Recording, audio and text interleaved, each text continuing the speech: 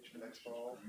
Is it near any, like a lake? Or? Because I haven't started thinking that far ahead Might as yet. well have Wow, a review of the so lecture shed. I never knew my neighbor. Nothing. We had zero family He connection. makes some compelling cases. Would anybody ever come to My somebody? grandfather bought 40 acres for $1 an acre. Some of If us you had kinda like, $200, you could have bought a whole lake. you have to be, Wow. you have to be trying to make it fit your view. Did he build it himself? No, I think he had it. That's a lot of I mean, it looks like a random play. issues, not just church of Christ, like, you know the way it's supposed to be, so everything's got to fit that way. Do we sound southern to you? Yes. A little bit? And do we sound northern? Not that much. Do I sound southern? No. You make me a little Sound like more. Florida. Yeah, I know. Too bad. We all have our I was flaws. trying to trick you, didn't We we? all have our flaws.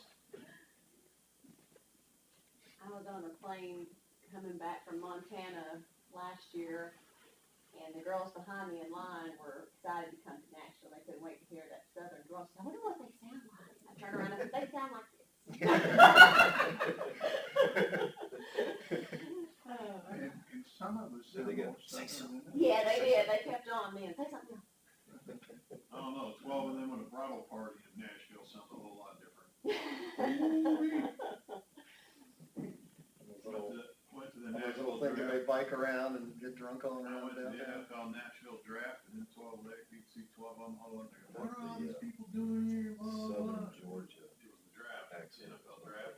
No, They no. were so upset I mean, it is really, all I sides. don't know how you describe it. Twangy's not the right. 12 of them. I feel like my southern He was drawl in a has World Bible School. calmed down a lot moving to Jackson from Scottsdale. Because used to, when I would go anywhere, I would get asked if I was from Texas or Georgia most of the time. You grew up in Scottsdale? Well, I thought after that first quarter last night, I said, they kicked 120 points. Well, it was good for some of the girls that did, have inflations. We get out there and then, Hannah, She brought the school back. Late. Parents grow up in Yeah. Scottsdale? Yeah. What about their parents? What was it? Yeah, Oh, my great Oh, a 10 grandfather was the Oh, I first don't know what her- settler. So she broke the. Really? Yeah. What do they do? Farm? She wasn't missing any. I think they do farming. There's something about making a But, first one. Yeah.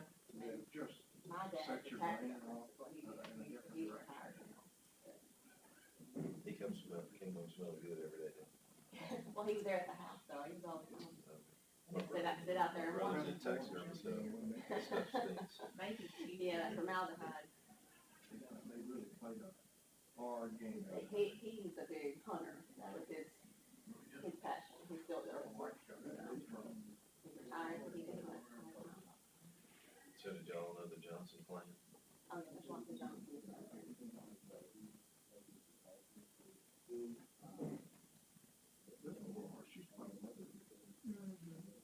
Mine were all the Austins.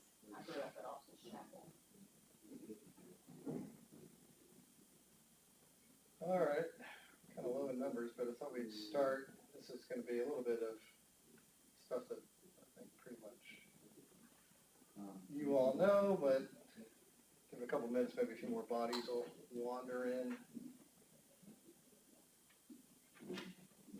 Jesus was creating one unified family of equals living together under his rule. And this brings us to the final section of Acts. Back in Jerusalem, where the movement began, the Jewish followers of Jesus were suffering from a drought food shortage. And Paul was so passionate about the church's unity that he began a major fundraising project among the diverse churches he had started. They would pool their money together so he and a group of representatives could take it as a relief gift to Jerusalem. But it's not safe for Paul in Jerusalem. The Jewish leaders there dislike him so much, they want him dead. And Paul knew he was walking into a trap. His friends all begged him not to go, but no one could stop him. And why would Paul risk his life to bring this gift? Couldn't he have sent someone else? Well, for Paul, this was personal.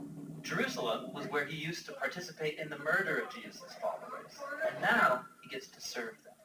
It's also where Jesus himself was executed, and so for Paul, it would be an honor to suffer there alongside his king. Paul goes to Jerusalem, and as expected, he's found by his enemies. A mob forms, and they try to kill him. But Roman soldiers save his life by taking him into custody. The Jewish leaders are accusing Paul of starting a revolt against Rome, but they can't prove it. And the Romans don't know what to do with him. Yeah, they can see Paul's not a criminal, but his claim that a crucified Jewish man is the risen king of the world, it keeps getting him into trouble. And so Paul gets transferred from one court to another until he demands that his case be tried before the court of Caesar in Rome. And so they happily ship him on. Now, throughout this section of Acts, Luke, the writer of the story, has portrayed Paul's trials and imprisonments so that they resemble his previous stories of Jesus' trials and imprisonment. Luke's making an important point. When the people of Jesus follow the way of Jesus, their stories will begin to look like his story, which is beautiful, but it also comes with a cost. On the way to Rome, the boat carrying Paul is hit by a violent storm, and everyone freaks out. Except for Paul. He's below deck hosting a meal, just like Jesus did the night before his trial. Paul blesses and then breaks the bread, promising that God is with them through this storm. The next day, the ship hits and then breaks apart on the rocks, but everyone's washed safely ashore. Which is amazing, but Paul's not out of trouble. He's taken to Rome, but under house arrest. But it's not so bad. In his house, he can host groups of Jews and non-Jews, sharing with them the good news about Jesus, the risen king. This is a bold move in Rome, the center of power where Caesar rules the world as king. Yes, you have Jesus' alternative upside-down kingdom, now growing in the very heart of the world's most powerful empire, all through the suffering of a prisoner. And with this contrast between kingdoms, Luke ends his story. That's a great image, but the story's supposed to be about this message spreading to the ends of the earth, so shouldn't it continue? Of course, Luke has left the story open-ended on purpose, so that his readers would know that the story isn't over, and that they can participate in Jesus' kingdom that is still spreading to this day. All right, well, like I said, I know that's not new necessarily for a lot of us, but there is this, break in kind of the tone and structure and the plot even of what's happening here in the last part of Acts than what we've seen before. And one of the things that I like that they mentioned, and we'll talk a little bit about this, is how Luke is framing these stories, right? It's not just by accident. He's wanting Paul's sufferings and persecutions and things like that to resemble those of Jesus, right? So that Luke's audience can see that, see the parallel there. And there is, we've talked about how Luke has also drawn comparisons between Peter and Paul to show the validity of Paul's mission to the Gentiles. And so that kind of very deliberate way that Luke is writing Acts, this would be true, I guess, all the authors of the biblical books. But, he's not simply, as things happen, when he's with Paul, just writing it down, just trying to, like a stenographer or something like that in a courtroom. This is carefully done and done to have a certain effect, on his audience, Theophilus and whoever else is reading it, so that they kind of touch on that. All right, so you'll be my witnesses in Jerusalem and in all Judea and Samaria and to the ends of the earth. And as that video shows, Paul's idea here is to get to Rome, and then he wants to go to Spain. He mentions, and of course, all that's kind of left up to tradition and history and speculation as to what happens to him after he's in Rome for a while. But we're here seeing his plans to take the gospel to the ends of the earth. Kind of get frustrated here in this part of Acts, because what we're going to see is, as the video says, he gets arrested and imprisoned and takes a lot of time to just get anything done. both here in Jerusalem and Caesarea, and then eventually when he gets to Rome also. All right, so last week, Trent was talking about how once Paul arrives after the end of his third missionary journey, he goes to Jerusalem, and James and the other elders are there, and they know, he knows, everybody knows, everybody's been warning him, you have a lot of enemies, don't go, they're going to beat you and imprison you and kill you. Same thing that people have been trying to do for years now. And so part of the strategy that they come up with is for Paul to kind of sponsor these 4 men who are taking these vows. And Trent went over all that last week. Similar, Paul did a Nazarene vow, a few chapters back in Acts. And so him doing this with them, it's very traditionally Jewish. It'll show that he's still, a Torah-abiding Jew. Right? He hasn't just thrown out all of the law and the prophets. And so that's the idea. And so he starts to say he's going to pay for the process for these 4 people. And he agrees to it. And all is well, right? This will work. The problem is, of course, it doesn't work. And so when I go through this real quick, before we kind of get into the bulk of what I want to talk about, which is after the mob form, it says, when the 7 days were almost completed, this is of the vow that these 4 men have taken. And Paul's role in that, as Trent said, was pretty extensive. It wasn't just like let me sign a sheet of paper for him. He would have been very involved in a lot of the purification rituals and things like that. When the 7 days were almost completed, the Jews from Asia, seeing him in the temple, stirred up the whole crowd and laid hands on him, crying out, "Men of Israel, help! This is the man who is teaching everyone everywhere against the people and the law and this place." That's exactly what the past 7 days were supposed to show that he's not doing. And moreover, he even brought Greeks into the temple and has defiled this holy place. And they mean not just diaspora Jews, they mean Gentile Greeks. For they had previously seen Trophimus the Ephesian with Paul in the city, and they supposed that Paul had brought him into the temple. Then all the city was stirred up, and the people ran together. They seized Paul and dragged him out of the temple. And then once the gates were shut, they probably shut the gates because they're planning on killing Paul here. And killing someone in the temple, all those purity rituals and things they have to go through, you really don't want a dead person in the temple. That's a big mess when it comes to ritual purity and cleanliness, right? So they don't want any of the murders or anything like that to happen in the temple. They're going to shut the gates and just let what happens outside the gates of the temple. And as they were seeking to kill him, word came to the tribune of the cohort that all Jerusalem was in confusion. So this is a big deal. This is a big mob scene. We've seen it before in Ephesus. We've seen this kind of thing happen before in Lystra, to Paul. And so here we are again. He at once took soldiers and centurions and ran down to them. And when they saw the tribune and the soldiers, they stopped beating Paul. So when the Jews saw the Roman soldiers and the Roman authorities, they stopped beating Paul because Roman soldiers are coming out in force. Then the tribune came up and arrested him and ordered him to be bound in 2 chains, Paul. He inquired who he was and what he had done. Some in the crowd were shouting one thing, some another. And as he could not learn the facts because of the uproar, he ordered him to be brought into the barracks. There's just such commotion. It's a big riot.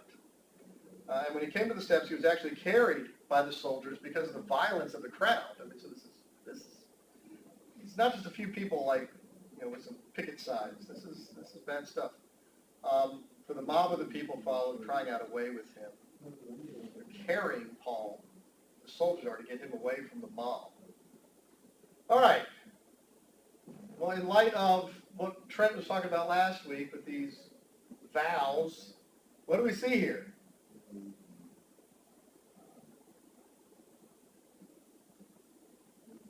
Well, for a second, there's the air conditioner. That's the rain.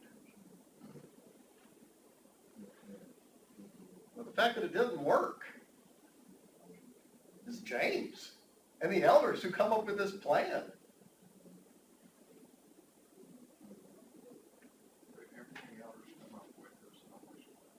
That was the whole point of the lesson. I said, I'm going to bring y'all down to earth a little bit.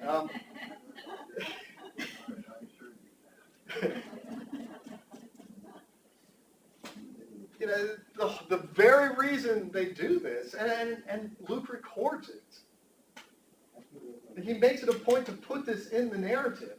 We know there's tons of stuff that does not get put into the narrative of Acts. There's all sorts of things. Years happen, and it goes by with like half a sentence mention of it. But Luke actually takes the time to detail this scenario that Trent went over last week. And it doesn't work. You know, I pointed out this week, it was not a sin for Paul to embrace the things of the Jewish people that had been superseded by Jesus. But what he did not do, he did not attribute that to his salvation. So he could go through some of the, he participated in all meals and the, whatever it was, without violating his conscience. In other words, he could kind of go through some of the Jewish motions and still be faithful to his place of promise. Sure. Well, none of those big festivals they had negate the Messiah being Jesus. It does in that context, but if we did it today, some folks would have a hard time. Oh, sure. But have a hard time understanding. the nature of celebrating the Passover, you're still celebrating. We tell that. We teach that's a standard Sunday school class, for kids, right? There's nothing about those festivals says that Jesus can't be the Messiah. So for Jewish Christians to do them, they're still following the Jewish tradition that God set up, and they're still honoring. So there would be Jewish Christians doing these also. That's these four people. They're not just non-believing Jews; they're Jewish Christians. There are many in our sphere. Oh, nowadays, yeah, if we started doing that, that would be have a real problem. sure. And Paul would acknowledge that and say, why are we doing it anyway? It's not. So he was not wrong. I think you answered that. He wasn't wrong to go along with this plan. What does it reveal about him? That he does this.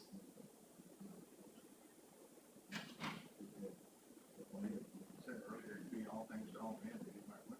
Yeah, exactly. This is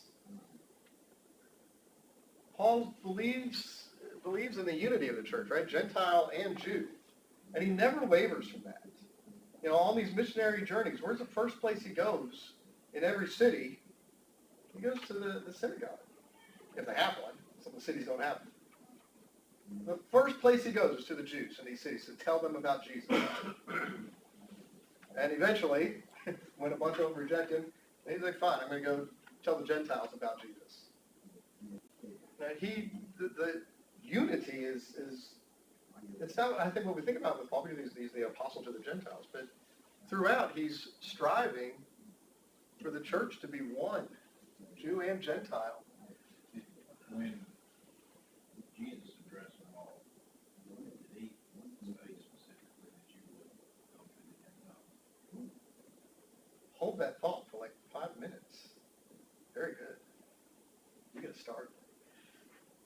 I think this shows that God has a plan, and we do what we think is best, and his plan's going to prevail. It's not like what James and them said was wrong. It didn't work the way they wanted it to work, but I think Paul did what he was supposed to do. Yeah. All right, so we have passages, don't be a stumbling block to people and things like that based on what you eat. This is, Paul writing in 1 Corinthians, the same thing. That's where he says, to the Jews, I became a Jew. To the Gentiles, I became a Gentile. Become whatever it takes, right, in order to show people the truth of Christ as the Messiah, right? And so you go along with it for that very reason. It's like, okay, this is a way that we can reach and have unity between Gentile and Jew. So here I am, Paul. Everybody thinks that I'm some crazy Gentile-loving, Jew-hating, whatever. I'll go ahead and do these rituals. And it doesn't work, but it still shows a lot about Paul's willingness. Love doesn't insist on its own way. We don't read 1 Corinthians 13 in that sense of relationship we have between ourselves and fellow believers. Suffering, sacrificing due to your commitment to the church, to your fellow Christians. I mean, Paul's out money doing this. He's out time and the effort it takes to do it, and he knows it's not necessary, but he's willing to do it for the sake of unity. He's, going to go through the process of these vows and the rituals associated with that. He represents the effort to evangelize the Gentiles. He's showing us that's what it takes. But also, who else is he talking to? The Christians of the day, right? They're seeing what he's willing to do. The people right there in Jerusalem, the believing Christians. So it's easy for us to see the application of this, right? We can see the application at the time. That he is this bridge between these diaspora Jewish believers, Gentile believers, and those Jewish Torah believers in Jerusalem.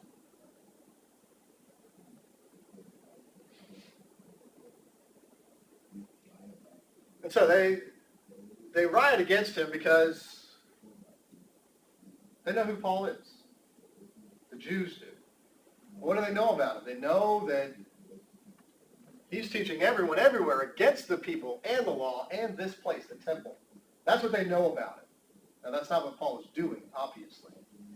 But that's what all these people in Jerusalem, Jewish Christians and non-believing Jews, this is what they know of him. And then they're told he brought Gentiles into the temple. All right, so if we can put ourselves in Jerusalem at the time, right? It's always fun to realize that most of us would make the same mistakes everybody else did, right? When everybody's yelling to free Barabbas, we want to think I would have been the one person in that crowd saying, no, Jesus. But the fact of the matter is, I would have done what everybody else did, right? Because that's who we are. Roman soldiers are everywhere, right? This is a Roman province. And their most sacred spaces are not what they ought to be. Because the Romans have defiled things and they have access to places they're not supposed to have access to. Now, the Romans actually tolerated a lot of Jewish kind of law. There are places, within the temple, the inner parts of the temple, that they even put signs up that, if you're not a Jew and you go into this, your death is on your own head. Like, you're not allowed in here, and if you go any further, it's out of our hands. You're going to be killed, and that's So the Romans actually kind of realized the centrality of the temple and some of its practices to the Jewish people. The Jews have been pesky little subjects for so long that they tolerated a lot from them that they didn't always tolerate from other populations. So Gentiles from the Roman world, just constantly there'd be more and more of them, as this had been a Roman province for a while now. Ritual cleanliness, just for the Jews, would have been difficult to maintain. Being around all these Gentiles, having all these Gentiles in and out of their places of business in the city. We talked about that when Peter goes to Joppa and Caesarea and places like that. That just going into Cornelius' house, all of a sudden Peter's like immediately unclean and would have to go through all sorts of purity rituals. Eating at a Gentile's house, and vice versa. So stuff that was important to the Jews, stuff that was part of their identity, was being upended and had been for years now. The priesthood was as corrupt as could be. Wealthy Jewish families who were working with the Romans to keep their own power, get rich, whatever. So that's the scene. So if you're a devout Jew, this is the context that Paul steps into.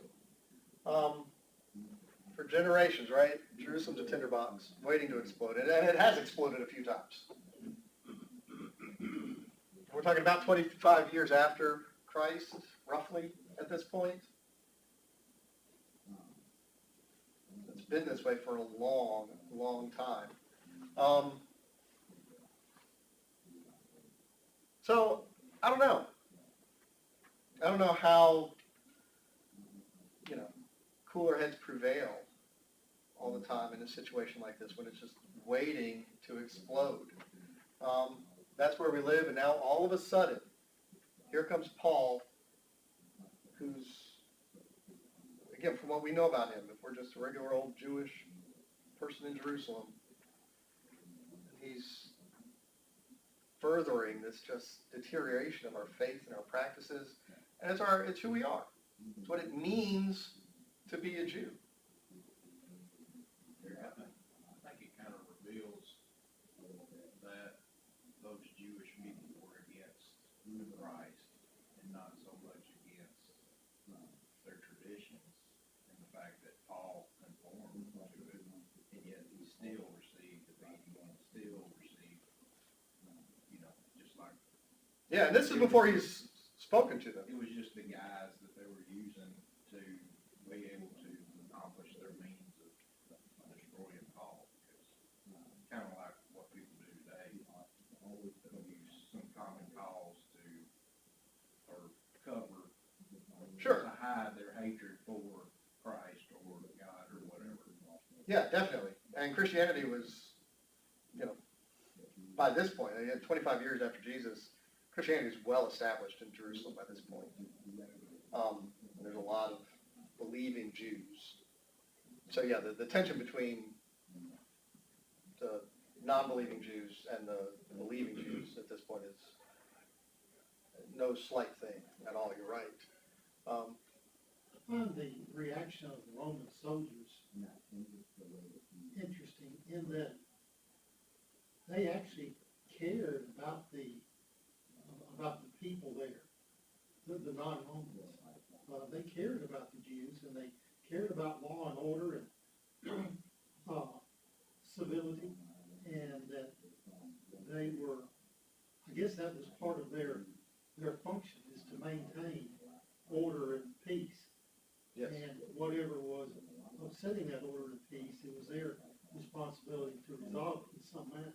Oh yeah. And so instead of attacking the rioters, they located the focus of the rioters' attention and removed that from the scene of being Paul. Yeah. And so did they have goodwill toward Paul, or they were probably just trying to resolve the conflict and the unrest that was going on? Yeah, in fact, we're about to see that they actually mistake Paul for somebody else. They think he's a different rabble-rouser. Did they care anything about the Jews, like Mike said, or they just didn't want?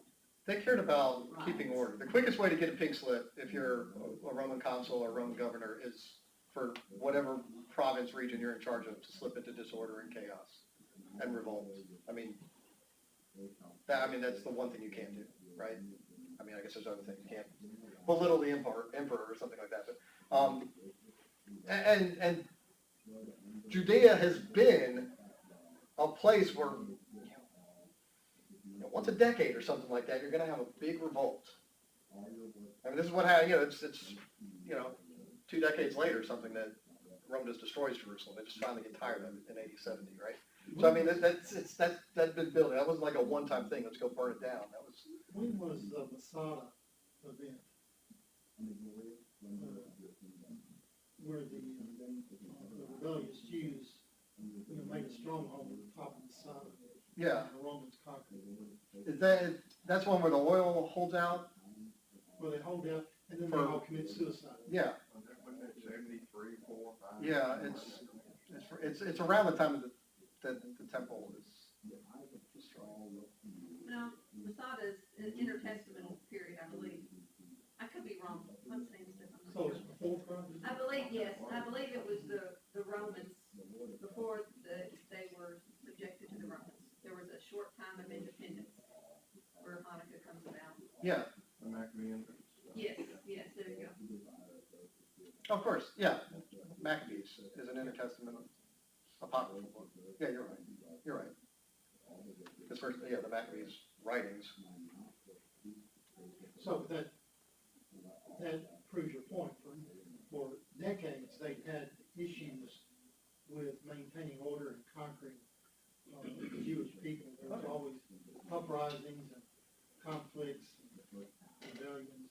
Yeah, well, because the Jewish religion is hard, it is hard to conform what we call the Old Testament to the religious belief of the Roman world. I mean, the idea of, I'm going to worship God Almighty, and that is the only God to worship. I mean, that just doesn't even make sense to pretty much everyone else, yeah, in the Roman world. Of course, it's a matter of who's right and wrong. They both think they're right, but the idea, why would you only worship one God? There are so many who affect our lives in so many ways. We have to appease all these other gods. And so it wasn't just, we're right about this and your theology is wrong. It was, you're wrong to worship only one God, and you're an idiot for believing that, because you're going to bring ruin and destruction on all of us, because all the gods are going to be mad because you ignore them and prefer this one God of Abraham, Isaac, and who's that God? You know, we got all sorts of bigger and better gods that you need to be worshiping. So I mean, the foundation of the Jewish faith just doesn't jive with the Roman world. What about taxation? That was a big, Oh, I'm sure they did. Like, nobody likes a taxation. big deal to them. Of course, I didn't watch the show on, so. Yeah, I mean, everything about Roman rule. I mean, you're subjugated, right? I mean, you are, through force or threat of violence, you do what you have to do. You have to pay taxes. You have to, and they even, the Jews came to accommodations at different points in history with the Romans about, at one point they negotiated, okay, we will pray for the emperor, but we cannot pray to the emperor. And this is a long-standing thing that the Jews, it's like, okay, that's fine. We will pray for God to bestow wisdom on anyone, especially someone who's ruling over us. That'd be great if God would do that, right? But we're not going to actually bow down and pray to him. And that was an accommodation that the Romans made for the Jews because they were so adamant in their religious beliefs. But yeah, so all the other stuff that goes along with being ruled by whoever, the Romans, whoever it might be that conquers you, yes, there was tension there. The Jews were one of the populations, and there weren't many, that just continued to push back pretty fiercely against the Romans.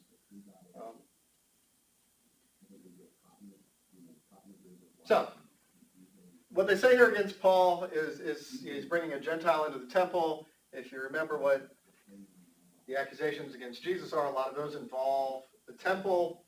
Of course, you have the cleansing of the temple where he's knocking people about who are turning the temple into a place to make money and things like that. And then in Mark and Matthew has this account. Some stood up, this is later on, and bore false witness against Jesus, saying, we heard him say, I will destroy this temple that is made with hands, and in 3 days I will build another not made with hands, which of course is, in John 2, Jesus pretty much says just that, but he clarifies what he's talking about, and they don't hear. But the idea of destroying the temple, this is the big reason that the Jews at the time, can kind of throw these accusations at Jesus. It's not the only one. He also claims to be, a son of man, which is a pretty big deal. But this idea of the temple and his treatment of the temple is also central to that. All right, so moving on from there, kind of get to the ball. So he's arrested. Here's where I say they think he's actually somebody else. As Paul was about to be brought into the barracks, he said to the tribune, may I say something to you? Which seems very calm. This is a chaotic, riotous scene, and we have this nice, crisp, clear dialogue. As if, one moment, sir. Can I say something? But somehow, they're talking as he's being carried, and he said, do you know Greek? Are you not the Egyptian, then, who recently stirred up a revolt and led the 4,000 men of the assassins out into the wilderness? And so they think Paul's somebody else. They think we finally got this guy. Ha-ha, this Egyptian. Because who else recently has gotten the Jews and everyone in such an uproar? And then, of course, they find out, no, that's not me at all. It says, I beg you, permit me to speak to the people. And when he had given him permission, Paul, standing on the steps, motioned with his hand to the people. So they let him. And when there was a great hush, he addressed them in the Hebrew language. And that would be Aramaic. So, the spoken language. What we're going to see that follows, he recounts his conversion story on the road to Damascus. And you think to yourself, why does Luke need to record this for us? We already have it. Like, when it happened in chapter 9, right? I think 9. And we recount that, but as Paul tells it this time, he stresses different elements of it, all of which kind of point to his authority as an apostle, as a spokesperson for God, as someone who has every right to be saying what he's saying about God and Jesus. And so it starts right here. Speaking in Aramaic does some of that. Greek is the language everybody speaks at the time. Everybody in the Roman world speaks Greek, the spoken language. It's like English is now. It's used everywhere, right? But he's going to address them in their own language that not everybody knows. Not everybody speaks Aramaic. Brothers and fathers, that's how Stephen starts his speech. Went really well for him. Hear the defense that I now make before you. And when they heard that he was addressing them in the Hebrew language, they became even more quiet. This is notable. You have someone up here who speaks our language. And he said, I'm a Jew born in Tarsus in Cilicia, but brought up in this city, educated at the feet of Gamaliel, according to the strict manner of the law of our fathers, being zealous for God, as all of you are this day. Gamaliel's not I learned at the feet of one of the big dogs, right? I went to Harvard and Yale, Again, something that would resonate with this audience of Jews. And the strict manner of our fathers. I persecuted this way to the death, binding and delivering to prison both men and women, as the high priest and the whole council of elders can bear me witness. I said, hey, ask them. Ask the people in charge of the Jewish. Ask the Sanhedrin, Sadducees and Pharisees. I was as Jewish as they come, right? From them I received letters to the brothers, and I journeyed toward Damascus to take those also who were there and bring them in bonds to Jerusalem to be punished.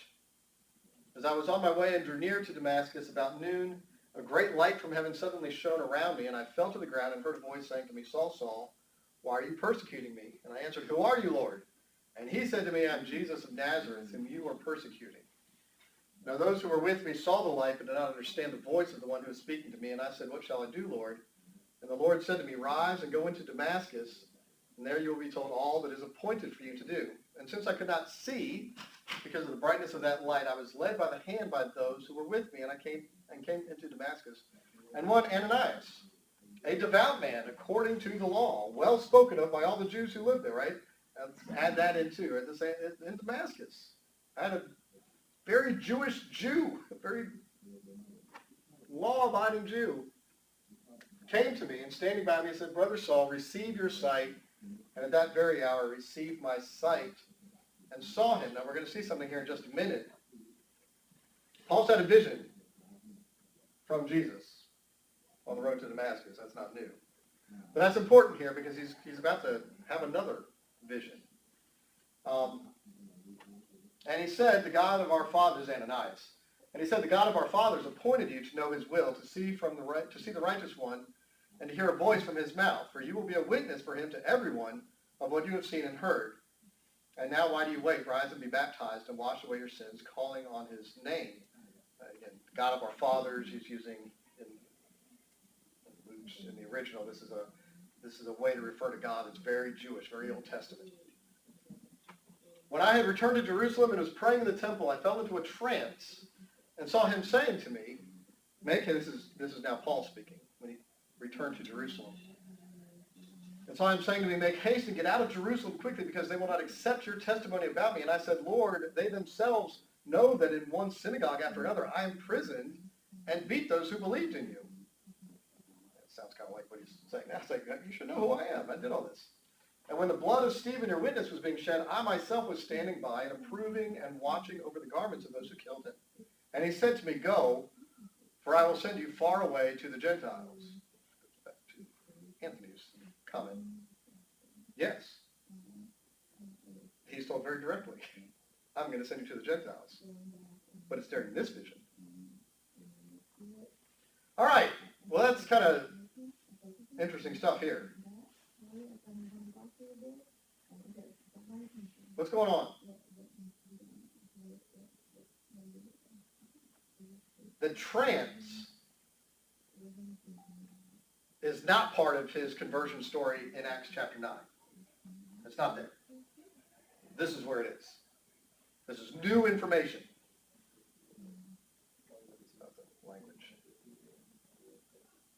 This is new information for Luke's audience reading the book of Acts. Now, for all we know, Paul has mentioned this before in, his travels and his missionary journeys. We don't know, but this is the first time it's recorded for us by Luke.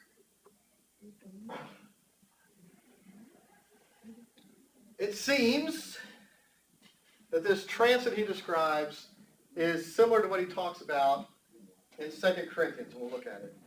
It's possible chronologically, and it's also possible that Paul's vision that he's talking about here, this trance he falls into in Jerusalem, it's also possible chronologically that it happens sometime between his return to Tarsus, after he spent that 3 years in Arabia, after he goes to Damascus initially. It's just kind of like, Paul already mentioned that in one of his letters, not even in Acts. Luke doesn't. And when Barnabas goes to Tarsus to bring Paul. So the chronology is difficult because we just don't know when a lot of these things happened, definitively. And Luke's actually really good. We talked about this a year ago, right, when we studied this whole thing, started this whole thing. Luke gives so many details accurate details about places and who Roman rulers were at different times, throughout the book of Acts. He does it in both Luke and in Acts. Luke is, as far as we're concerned, a couple thousand years later, he did us a big favor in ways that some of the other New Testament writers didn't, because he actually gives us a lot more hard and fast kind of historical moments, mainly just when rulers were ruling, that we can use to date things. In 2 Corinthians, this is what he says.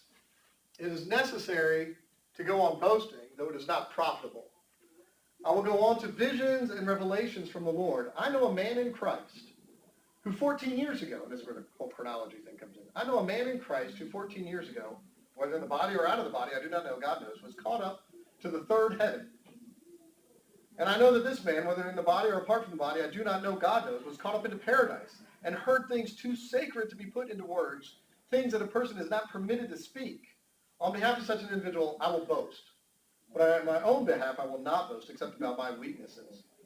For even if I wish to boast, I will not be a fool, for I would be telling the truth. But I refrain from this, so that no one may regard me beyond what he sees in me or what he hears from me, even because of the extraordinary character of the revelations. Therefore, so that I would not become arrogant, a thorn in the flesh was given to me, a messenger of Satan to trouble me, so that I would not become arrogant. The man that he's talking about, I know a man in Christ, he's talking about himself in the third person in a very awkward way, but there's a reason he's doing that.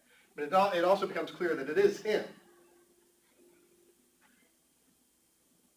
I asked the Lord 3 times about this thorn in the flesh, that it would depart from me.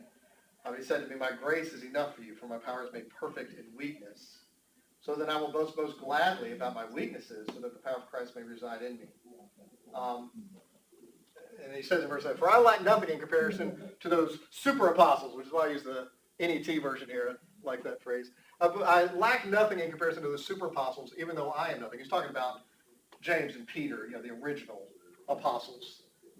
Indeed, the signs of an apostle were performed among you with great perseverance by signs and wonders and powerful deeds. We've seen this before. Paul drives out demons.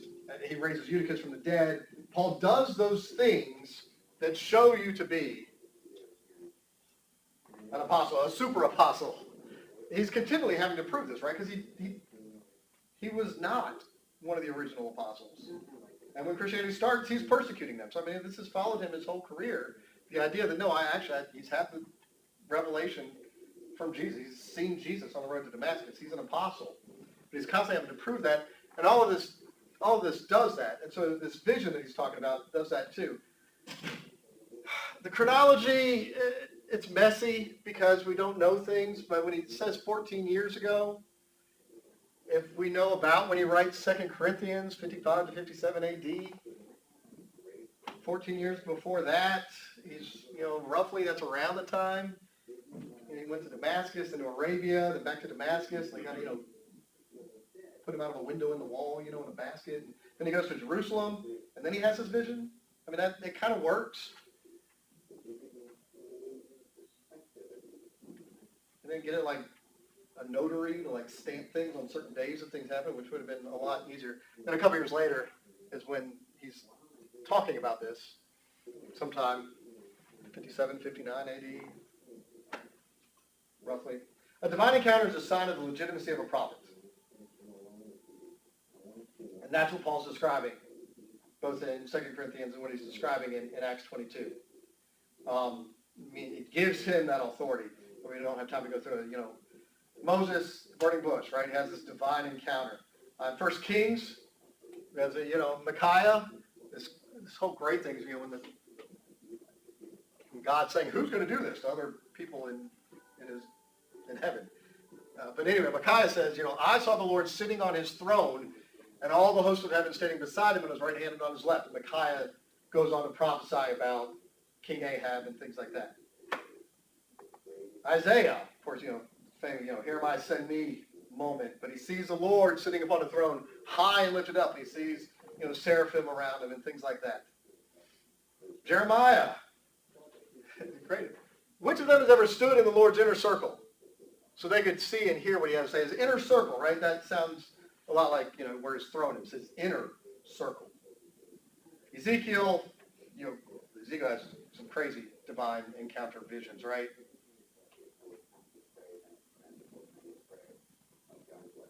Take a whole year, go through some of those, right? Daniel sees the Ancient of Days taking his seat, right?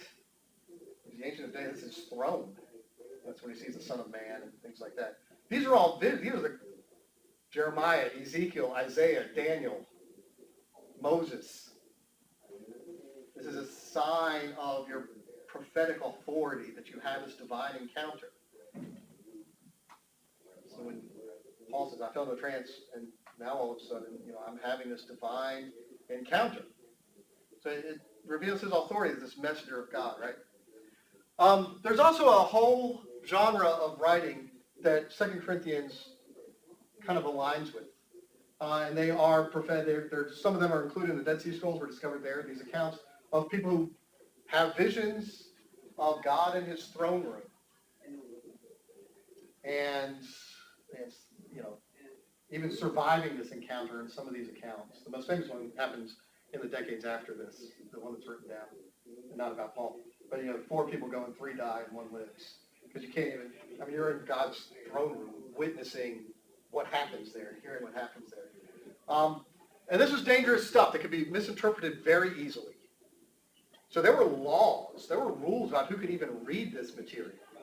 You had to be like a certified rabbi, stamp of approval.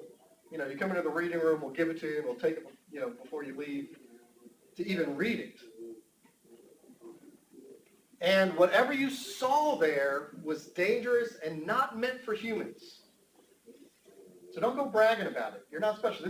It's done for God's purposes, not so you can say, look what God did for me, right? So humility was really key. You've been given this rare opportunity. If you abuse it, bad things will happen to you. So don't even talk about it. So why does Paul start? I know a man who once did this, right? He's trying to defer attention away from himself. He doesn't want, because that's part of these visions. Not that you don't claim that it happened, but you don't talk about it. You certainly don't act like you're in some way special, but at the same time, it legitimizes you as kind of a messenger from God. So it's this strange duality to it that we got to talk about. It's kind of what gives you some authority. But you better be humble about this. God's let you into something that most people are never going to get to see. And so all of a sudden, like, be good. And so this is what Paul's trying to do, is walk that line in 2 Corinthians. He needs to show that he has authority to speak, but he has to refrain from pride and boasting about it. And what he talks about in 2 Corinthians, right? I don't want to become arrogant. He talks about that very thing as he's describing this. In these narratives, and there are lots of them out there, these things aren't meant for human ears or eyes. This is divine, heavenly stuff. So he was caught up into a paradise and heard things too sacred to be put into words, things that a person is not permitted to speak. So this is why we don't get a lot of details. Maybe this is why Luke doesn't record a lot of it. Maybe Paul doesn't really talk a lot about it. He's trying to establish his authority to talk about, God's word, to this Jewish audience. This is probably, in 1 Corinthians, though I speak with the tongues of men and angels. What do you mean? Well, what it probably means is he has seen and heard what the angels are saying. He's had this vision. So he can speak with that kind of knowledge. I speak with tongues of men and angels. Right? Again, just to mention, who knows? That seems to be what that might be referring to. The problem is, of course,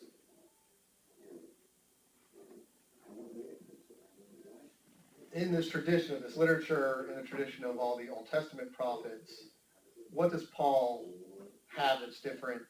Well, Jesus and Gentiles. He's proclaiming that Jesus is the Messiah. He's proclaiming that the Messiah is for the Gentiles as well as the Jews. And that's just too much for his audience. He's establishing his authority. He's saying all the right things. This should make sense to them. In the same way that what James and the elders were having Paul do, go through this ritual. It will show the Jews that you're still Jewish, that you haven't abandoned the Old Testament. What he's saying should do the same thing. But it's just that gap, in Jewish thinking between what it means to be Jewish and what it means to be Gentile. That's just a tough thing to bridge. And we see it kind of fail twice here with, starting with what Trent talked about last week and then through this speech today. That was just a hard something for Jews to accept. And we've already seen that. So anyway, yeah. So the last thing he says, right? I'll send you far away to the Gentiles. We'll see next week. That is not what the crowd wanted to hear. Doesn't endear Paul to this model. So anyway, all right. That's all. Where's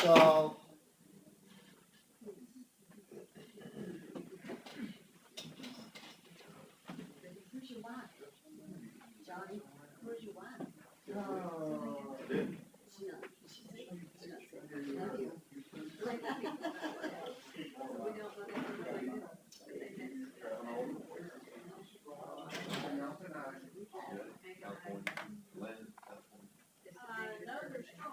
Oh, I'm sorry.